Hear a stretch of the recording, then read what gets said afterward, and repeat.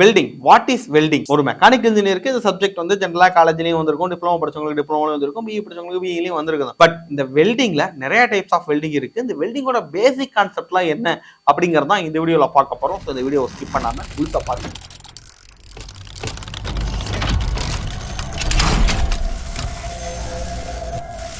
Welcome friends, KK from MEC. என்னன்னா what is welding அப்படின்னு ஒரு வார்த்தையை கேள்வி கேட்டாவே ஜென்ரலாக நிறைய பேர் ஒவ்வொருத்தரும் ஒவ்வொரு விதமாக சொல்கிறாங்க. சார் வெல்டிங்னா அப்படி வெல்டிங் ராடெல்லாம் வச்சு எப்படி அந்த மாதிரிலாம் இல்லை. ரொம்ப சிம்பிளான ஒரு ஆன்சர் என்னன்னு பார்த்தீங்கன்னா, joining of two similar or dissimilar material with or without pressure, with or without filler rod, with application of heat. இதெல்லாம் வந்து பார்த்தீங்கன்னா அந்த கண்டென்ட்ல நம்ம வந்து எக்ஸாமில் வேணும்னா இந்த பாயிண்ட் எழுதிக்கிங்க. பட் சிம்பிளாக சொல்லணும்னா ரெண்டு மெட்டீரியலை ஒட்ட வைக்கிறது. அது சேம் மெட்டீரியலாக இருக்கலாம், இல்லை வெவ்வேறு மெட்டலாக இருக்கலாம், வெவ்வேறு மெட்டீரியலாக இருக்கலாம். அது ரெண்டையும் ஒட்ட வைக்கணும் வித் அப்ளிகேஷன் ஆஃப் ஹீட். இதுதான் முக்கியம். ஓகே, இந்த வெல்டிங்ல வந்து பார்த்தீங்கன்னா நிறைய டைப் ஆஃப் வெல்டிங் இருக்கு. உங்களுக்கு ஆல்ரெடி தெரிஞ்சிருக்கும். மெயினாக ஆர்க் வெல்டிங் அப்படிங்கிறத கேள்விப்பட்டிருப்பீங்க. மிக் வெல்டிங், டிக் வெல்டிங், அப்புறம் FCAW அப்படின்னு ஒன்று இருக்குது. ஃப்ரிக்ஷன் வெல்டிங் அப்படிங்கிறது மாதிரி இருக்குது. ஸ்பாட் வெல்டிங், இந்த மாதிரி நிறைய லேசர் வெல்டிங். அப்படி அட்வான்ஸில் போனீங்க அப்படின்னா அடுத்து அண்டர் வாட்டர் வெல்டிங், அந்த மாதிரி கதையாக ஏகப்பட்ட கதைகள் இருந்தாலும் இன்னைக்கு சிம்பிளாக பேசிக்காக ஒரு ஆர்க் வெல்டிங்கை பற்றி உங்களுக்கு நான் தெளிவாக சொல்கிறேன். ஸோ ஆர்க் வெல்டிங்கை இண்டஸ்ட்ரிக்குள்ள டெக்னிக்கல் டேர்மா எப்படி சொல்லுவாங்க அப்படின்னா SMAW அப்படின்னு மென்ஷன் பண்ணுவாங்க. ஜென்ரலா நீங்க கலவைக்கெல்லாம் ஒரு லேபர் கடைகள் இருக்கிறவங்க இவங்க எல்லாமே பேச வந்து ஆர்க் வெல்டிங் அப்படின்னு சிம்பிளா சொல்லுவாங்க. பட் இது டெக்னிக்கல் டேர்மா சொல்லும் போது பாத்தீங்கன்னா SMAW, shield metal arc welding அப்படின்னு சொல்லுவாங்க. ஓகே, இதுல என்ன நடக்கும் அப்படின்னா ரெண்டு மெட்டீரியலை பக்கத்துல வச்சிருவோம். ஃபர்ஸ்ட் வச்சுட்டு ஃபிட் அப் அப்படின்னு ஒன்று போடுவாங்க. ஏன்னா இது ஆடாம இருக்கணும் இல்லையா? இன்கேஸ் நீங்க காலேஜில் கூட அதெல்லாம் பண்ணியிருந்தீங்கன்னா உங்களுக்கு ஞாபகம் இருக்குன்னு நினைக்கிறேன். ஸோ ஃபர்ஸ்ட் ஃபிட் அப்னு ஒன்று போட்டாச்சு. போட்டதுக்கு அப்புறமா எலக்ட்ரோடு அப்படின்னு சொல்லி எலக்ட்ரோடு ஹோல்டர்னு ஒன்று வச்சிருப்போம். அதை எடுத்து பக்கத்தில் கொண்டு போனோம் அப்படின்னா அது பாட்டுக்கு தீ பொறியெல்லாம் வரும், பயங்கரமா வெல்டிங் ஆகும், உருகும், மெட்டீரியல் உருகிற அளவுக்கு ஹீட் அங்கே ப்ரொடியூஸ் ஆகுது. ஓகே, இந்த ஷீல்டு மெட்டல் ஆர்க் வெல்டிங் அப்படிங்கிறத என்னென்ன டீட்டெயில்டாக பார்த்தோம்னாவே இந்த வெல்டிங் உங்களுக்கு புரிஞ்சிடும். Shield metal arc welding. First இந்த ஆர்க் அப்படிங்கிற வேர்டை மட்டும் எடுத்துட்டு வரேன். ஆர்க்னா என்ன அப்படிங்கிறது ரொம்ப சிம்பிள். என்ன ஆகும் அப்படின்னா, நீங்க ஒரு பாசிட்டிவும் நெகட்டிவும் பக்கத்துல வைக்கும்போது எலக்ட்ரான்ஸ், நெகட்டிவ்ல இருந்து எலக்ட்ரான்ஸ் என்ன ஆகும் அப்படின்னா அந்த பாசிட்டிவ்க்கு ஜம்ப் ஆகும்.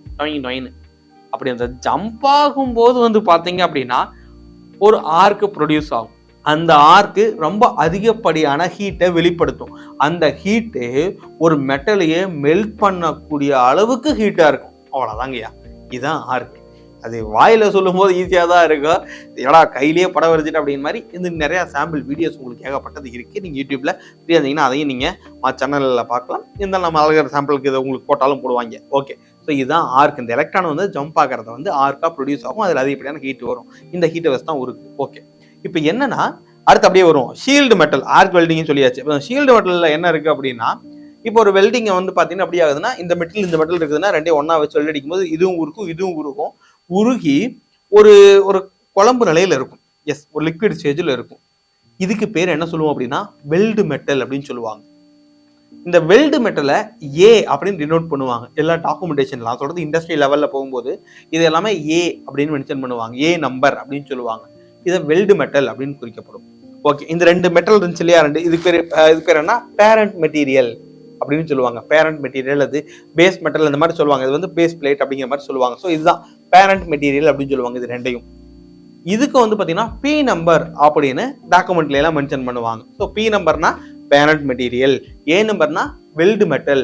வெல்டு மெட்டல்னா என்ன அர்த்தம் அப்படின்னா இது உருகுனது, இந்த பிளேட்ல உருகுனது, இந்த பிளேட்ல உருகுனது, பிளஸ் எலக்ட்ரோடுன்னு ஒன்று வச்சு அடிப்பீங்க, அது உருகுனது. இது மூணு உருகி சேர்ந்து ஒரு குழம்பா இருக்கிறது தான் வெல்டு மெட்டல். அது ஏ நம்பர்.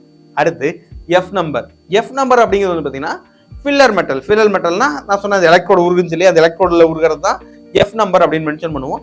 சம்டைம்ஸ் இந்த எலக்ட்ரோடு உருகாம கூட நீங்க வெல்டிங் அடிக்கலாம். ஸோ விஷயம் என்னன்னா இவ்வளவுதான். So A number, B number, F number அப்படிங்கிறது என்ன சொல்லுன்னா, பி நம்பர்னா பேரண்ட் மெட்டீரியல், எஃப் நம்பர்னா ஃபில்லர் மெட்டீரியல், ஏ நம்பர்னா வெல்டு மெட்டல். ஓகே, இப்போ என்ன ஆகும் அப்படின்னா இந்த மூணையும் நீங்க வைக்கிறீங்க. இந்த பிளேட்டு அந்த ஆர்க்கையும் கொண்டு அந்த எலக்ட்ரோடையும் கொண்டு வந்து வைக்கும்போது என்ன ஆகும் அப்படின்னா ஆர்க்கு ப்ரொடியூஸ் ஆகும். இந்த ஆர்க் ப்ரொடியூஸ் ஆகும்போது என்ன ஆகும் அப்படின்னா நம்மளால எல்லாமே மெல்ட் ஆகி குழம்பா மாறிடுவாங்க. எனக்கு புரியல, எவன் சொன்னா மெக்கானிக்கல் படிச்சு நீ மிஷின் ஓட்டுறது மட்டும் தான் வேலையா? Oil and gas and power செக்டர்ல நம்மளுக்கான ஆப்பர்ச்சுனிட்டிஸும் நிறைய இருக்கு, அதுக்கான growth-உம் இருக்கு. இந்த ஃபீல்ட்ல என்டர் ஆகிறதுக்கான ஒரு கோர்ஸ் தான் CQI, சர்டிஃபைட் குவாலிட்டி இன்ஸ்பெக்டர். இந்த CQI கோர்ஸ்ல இண்டஸ்ட்ரியல் ஓரியன்டட் பிராக்டிக்கலான ஒரு ட்ரைனிங் தான் நம்ம MECல கற்றுக் கொடுக்குறோம். 30 நாள் ட்ரைனிங், சும்மா ட்ரைனிங் மட்டும் இல்ல, கையோட வேலையை நீங்க வாங்கிட்டு போயிடலாம். இந்த கோர்ஸை என்ரோல் பண்றதுக்கு, மேலும் நம்மளுடைய மற்ற கோர்ஸை பத்தி நீங்க தெரிஞ்சுக்கிறதுக்கு MECcoimbatore.com விசிட் பண்ணுங்க. இப்போ இந்த லிக்விட் ஸ்டேஜில் இருக்கக்கூடிய இந்த வெல்டு மெட்டலுக்குள்ள யார் வேணாலும் உள்ள போகலாம் இல்லையா? ஸோ நீங்க வந்து பாத்தீங்கன்னா ஒரு மண்ணோ கல்லோ தூசியோ நூலோ காத்து உட்பட காத்து கூட இதுக்குள்ள போகலாம். அப்படி போச்சு அப்படின்னா அந்த வெல்டிங் ஒரு டிஃபெக்ட் வெல்டிங்கா மாறும், ஒரு டிஃபெக்டிவ் பீஸா மாறும். ஏன்னா ஏர் நிறைய உள்ள போச்சு அப்படின்னா உள்ள ஏர் பபிள்ஸ் ஃபார்ம் ஆயிடும், வெல்டு மெட்டல போய் பக்கத்துல ஒட்டாது, இறுக்கமா பிடிக்காது, சீக்கிரமா உடஞ்சிரும். ஸோ இந்த மாதிரி பிரச்சனைகள்லாம் அதுல ஏகப்பட்டது வரும். அப்போ இதுக்குள்ள காத்து முதற்கொண்டு போகக்கூடாது, அதான் ஒரே வழி. சரி யோசிச்சு பாருங்க மக்களே. ஸோ நம்ம வெல்ட் அடிக்கும் போது கையை மூடி வச்சுக்கலாமா? மூடி வச்சுக்கிட்டு உள்ளுக்குள்ள காத்து போகாது பாத்தீங்களா அப்படின்னு சொல்ல முடியுமா? முடியாது. அப்போ இதை சரி கட்டுறதுக்கு என்ன பண்றாங்க அப்படின்னா, நீங்க நார்மலா ஆர்க் வெல்டிங்ல யூஸ் பண்ற எலக்ட்ரோட்ல பாத்தீங்க அப்படின்னா மேல வந்து ஒரு கோட்டிங் இருக்கும் சாம்பல் கலர்ல. எஸ், கம்பி மத்தா போட கோட்டிங்னு வச்சுக்கோங்களேன், அதுக்கு பேரு ஃபிளக்ஸ் அப்படின்னு சொல்லுவோம். ஸோ என்ன ஆகும் அப்படின்னா நீங்க வெல்டிங் அடிக்கும் போது அந்த ஃபிளக்ஸ் மெல்ட் ஆகும், அந்த ஃபிளக்ஸும் பேர்ன் ஆக என்ன ஆகும் அப்படின்னா அதிகப்படியான புகையை வெளிப்படுத்தும்.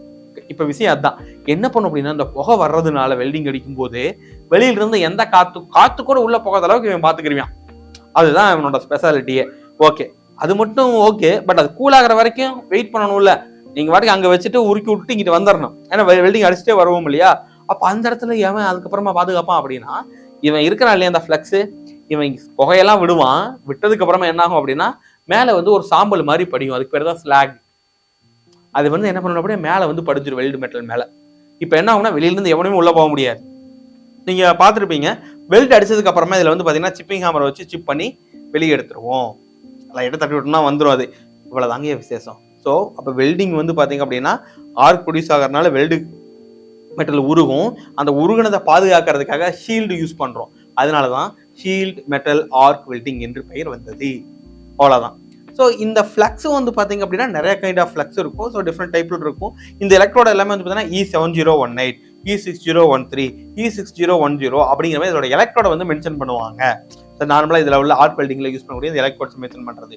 ஓகே, அதுக்கப்புறமா இதில் இருக்கக்கூடிய மிகப்பெரிய டெக்னிக்கலான டேர்ம் ஒன்று எல்லாருக்கும் தெரிய வேண்டிய ஒன்று அப்படின்னு பார்த்தீங்கன்னா பொலாரிட்டி அப்படிங்கிற வேர்டு. பொலாரிட்டி அப்படிங்கிறது வந்து பார்த்தீங்க அப்படின்னா ஒன்றும் இல்லைங்க, கரண்ட் தாங்க, பாசிட்டிவ் நெகட்டிவ் தான் பொலாரிட்டின்னு சொல்லுவோம், அவ்வளோதான்.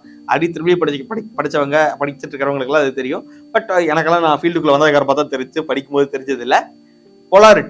பொலாரிட்டினா இப்போ வந்து ஒன்றும் இல்லை, நான் சொன்ன அந்த பாசிட்டிவ் நெகட்டிவ்னு சொல்லியிருந்தேன். ஸோ அந்த பாசிட்டிவ் நெகட்டிவ் வழி வந்து பார்த்தீங்க அப்படின்னா இப்போ இந்த பேரண்ட் மெட்டீரியல் பேஸ் மெட்டீரியல் எதில் கொடுப்போம், அந்த எலக்ட்ரோட எதில் கொடுப்போம் அப்படிங்கிறது இருக்கு. ஓகேங்களா? இதுதான் இப்போ ஜென்ரலாக வந்து பார்த்தீங்கன்னா DCEN யூஸ் பண்ணுவோம், இல்லை DCEP யூஸ் பண்ணுவாங்க.